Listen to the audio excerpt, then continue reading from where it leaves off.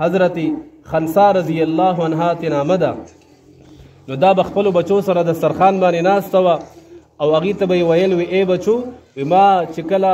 ستاسو د ماماګانو په کور کې ومه نو هلته کې ما ډېره د حیا او د پاکدامنۍ زندګي تېره کړې ده او بیا چې کله ستاسو د پلار کور ته راغلی یم نو دلته کې هم ما ډېره د حیا او د پاکدامنۍ زندګي تېره کړې ده.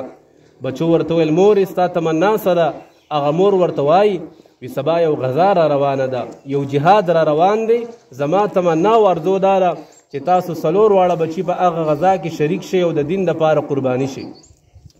بچي ورته وایي مورې دا خو قبوله ده، دا خو زموږ د زړه هم خواهش دی چې موږ د دین دپاره قربان شو. مور ورته وایي په دې باندې بس نه دی، سبا او بیا زه ګورم که تاسو باندې د شاره طرفه ګزارونه شوي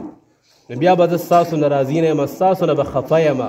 او که تاسو باندې د مخې د طرفه د سینې د طرفه ګزارونه شوي بیا به زه ستاسو نه رضا یم. دا ولې؟ حضرت خنسا رضی الله عنها فرمایي وی که تاسو باندې د شا د طرفه ګزارونه شوي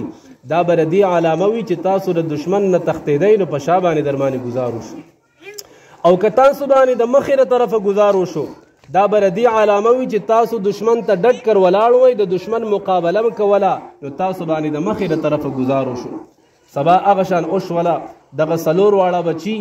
هغه غزا ته لاړل او په هغې کې شریک شول او دا څلور واړه بچي شهیدان شول. عزتمندو محترمو د هغې سره دا غم نه و، موږ او تاسو سره خو دا غم وي که نه چې دا بچی